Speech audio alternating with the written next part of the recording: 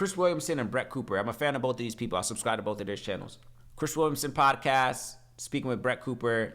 It's titled How to Find a Good Woman. What advice would you give to guys who want to attract and find a good woman?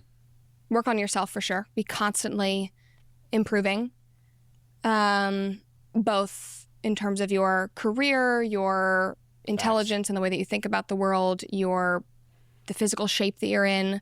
Facts. That says so much to women. And I know that a lot of women kind of look at that in a superficial way, but I look at that as like you are truly prepared to protect. You're willing to go to bat for me, for our future children. You care about my health more than I care about my health. That was a huge thing that I had to get over. He was like, you are going to go to the gym. You are going to take these supplements. A leader, being able to be assertive and take initiative is huge. I also think, and this is the complicated one that I've been talking about on the show, is understanding the nuances in dating. Mm-hmm. Women are very confusing, which is, it sucks, but we are. And there's like... Thank you for admitting that, Brett Cooper. Women are very confusing. Thank you for admitting that, Brett Cooper. Thank you. Again, the title of this video is How to Find a Good Woman. Brett Cooper, of course, is a social commentator here on YouTube as well, too. I'm a fan of her work. I'm subscribed to her channel. I'm also subscribed to Chris Williamson. Of course, that's how I came across this video. He proposed a question of how to find a good woman, and she's laying out some pretty valid things, man. And I even spoke to this in a previous segment as well, too. Men, do the work in your singleness before, right? So before you can even start looking for a good woman, you got to be a good man. And vice versa. And vice versa, man. Ladies, if you want a good man, you got to be a good woman. But she's laying out some key fundamental things, man. Take care of yourself, bro. If I want a good woman, I better be able to be at the best version of myself to be able to have the audacity to approach her. Let's keep going. Thank you for admitting that, Brett Cooper. Thank you. Let's keep going. Very little like emotional things that we do.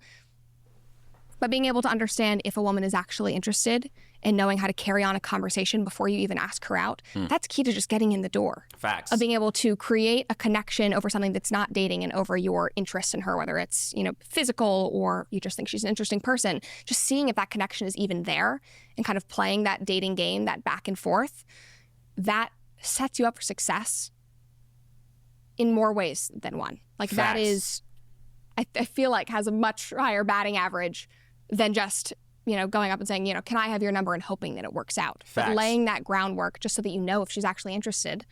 I think that also makes the fear of rejection a little easier because you actually will know, hopefully, if she's interested in You've what got, like, the response. Yes, somehow. Exactly. Yeah. Well, I think Facts. a lot of... Let me pause there real quick. Good point.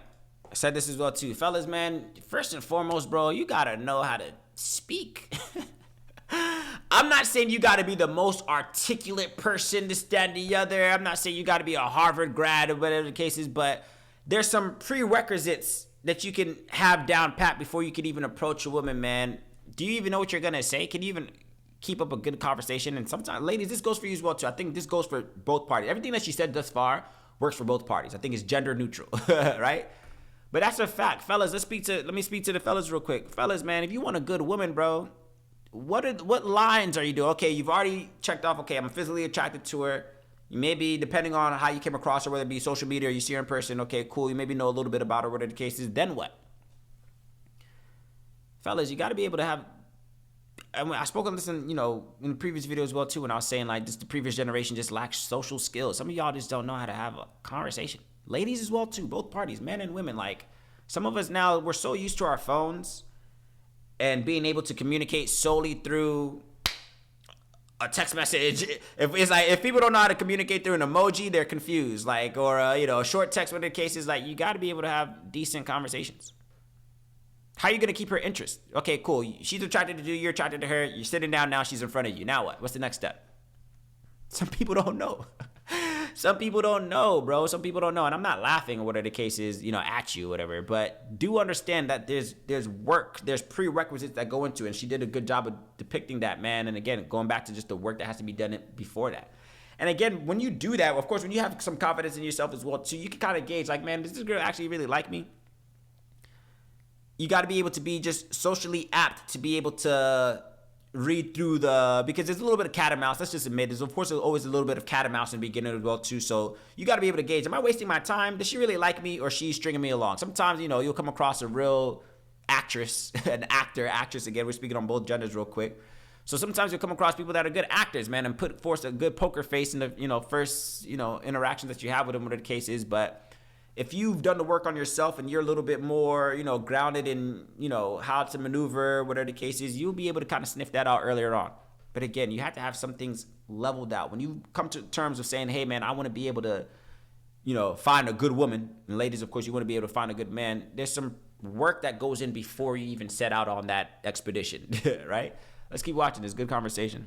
The advantage of being around women, and one of the problems of remote work being that people are interacting less. So low stakes interaction with women is a really great way for guys to overcome their approach anxiety. Because if you're not looking for any outcome, what can you lose at? It's the barista. She is literally paid to give you your coffee. So if you can say one extra sentence, and it sounds so stupid. It's the same problem as if you need to go to the gym, just do 10 push-ups a day.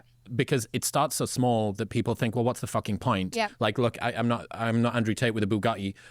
Like, what's the point in me trying to do this? So, but that is literally the only way that you can get Yes. there. And you have to take that step. You have to show up at a location in person where there will be women, whether it is whether it is a group workout class. Pickleball. There you go. I have a problem with pickleball, though. What? Come on. Okay, here we go. First disagreement. I did an episode about this. I got reamed in the comments. Yeah, well, rightly so. Yeah, well, the problem that I had and that it sparked this episode is I went to a farmer's market in Nashville. There was a tennis court next door to the farmer's market. It was all men playing pickleball. I'm sorry, it was the gayest thing I've ever seen. And not shout out to Brett Cooper. Play tennis. Anyway, but I also think that was just the demographic in that part of Nashville.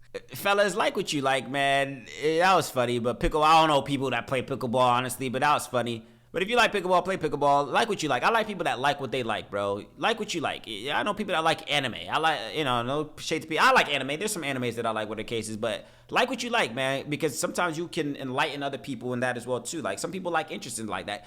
Sometimes women will find that attractive as well, too, that you're passionate about something, right? So even if it's nothing that she's closely related to, if it's not whack, whatever the case is, I know nothing of pickleball. She made a little joke, whatever the case is. Like what you like, man. Be confident in that. That's where confidence comes as well, too. Like what you like. If you like anime, you like anime. If you like sports, you like sports. If you like pickleball, you like pickleball. Be confident in that, man. And then maybe you could put her on as well, too. Maybe she can be like, all right, cool. Well, for our first date, I know nothing of pickleball. Let's go out and, teach me how to play pickleball. Things like that. You know what I'm saying? So don't shy away from what you like. Like what you like, bro. My generation just has not had to do that. And it's all been so digital. And then mixed in with our social skills just have been totally warped by the digital age and COVID. Let me pause there. So the dude, Chris Williamson, said something as well, too. Like, ease your way into this. So there's a low stakes environment, right? So low stakes interaction, or, even he spoke to something as well, too, working from home. So some people just they're not in an environment where they're able to even speak to women or whatever the case is. So of course they're going to have that social anxiety, this, that, the other, and I get that. But yeah, there's an element of that as well, too. Where it's just like, all right, cool. I'm not around, or of course, or I may not have that skill set locked in because I work remote or whatever the case is. But he even said that low stakes environment to be able to approach a woman. So the barista, you lose nothing by squeezing in an extra sentence that the girl at the Starbucks, that gives you your coffee. She's there to do her job, right? Now, that's always a little bit risky as well, too. You come across somebody at the grocery store, that's either hit or miss. Me personally, I always feel like that's hit or miss because you don't know what mood they're in. They probably don't want it, whatever the case is. So if you can maybe pick up on some social cues, maybe she stared at you a little bit longer, maybe she made a joke with you first, whatever the case is. Again, that could just be her doing her job, or she might be genuinely interested. But a low stakes environment, I feel like for anybody that's trying to get into that dating pool, whatever the case is, that's maybe a little bit rusty, whatever the case is, get into a low stakes environment where it's just like, all right, I'm not as emotionally invested. So if she rejects you, then you don't feel nothing because she's the barista at, Starbucks, whatever the case is. But yeah, use that as practice, if anything, where it's just like, all right, cool, I lose nothing. Or, if it's a remote environment, whether, again, not necessarily at work because work is a little bit tricky. Though, talking to a coworker is tricky waters. I'm not saying it's not possible. I'm not saying it doesn't happen. I know there's people that, can, pull that off. But those are scarier waters to maneuver because if you get it wrong, then next thing you know, you get a call from HR and you're out of there, right? So be mindful if you're trying to approach a woman at the, approach, and vice versa. Man trying to approach a woman at work, and vice versa. Woman trying to approach a woman at work. That's always a little bit tricky, but find situations where it's like a low stakes environment. Whereas if you get rejected, you don't really feel it that much because, hey, it's whatever, right? Again, going back to what she was saying, of course, the original question was how to find a good woman. I think she laid out points that are going to be beneficial for both men and women.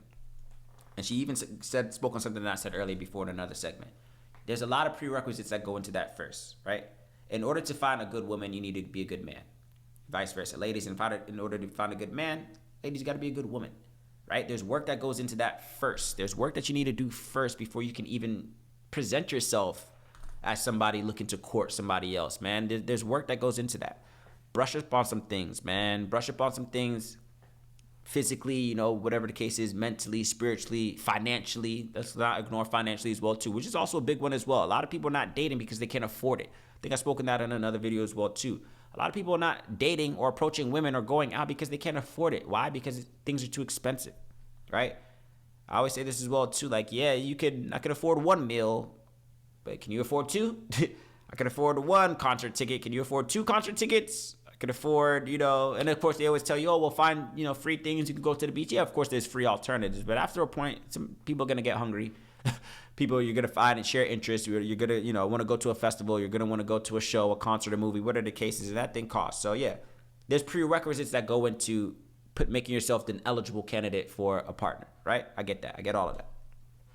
So keep all of that in mind, of course. Again, I know these are waters right now, as we all hear. It's slim pickings out there. There's piss in the dating pool. We hear that a lot, and I do get that, especially for this younger generation, or just all generations right now. If you're in the dating market right now, we all know it ain't easy out here, right? Just like the job force, like it ain't easy out here. There's a recession, there's inflation. It ain't easy out here in all the forces. In the job force, in the relationship force, it's not easy out here. But do understand that there's work that goes in before you even present yourself as an ideal candidate, right? And again, that goes for both men and women. But I want to hear your thoughts as well, too. What do you think makes a good woman? Ladies, and I'm glad she was able to admit that women are difficult. Women are hard to understand. She did say that earlier. Ladies, what do you think makes a good woman? Fellas, what do you think makes a good man?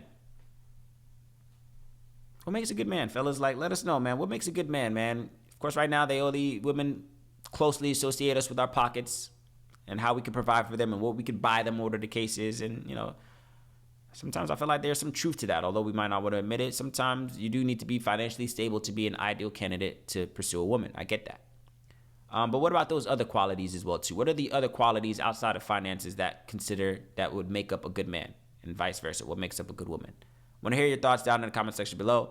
Share your experiences, of course. I'm always open to hear your thoughts, your feedback as well. I will catch you on the next one.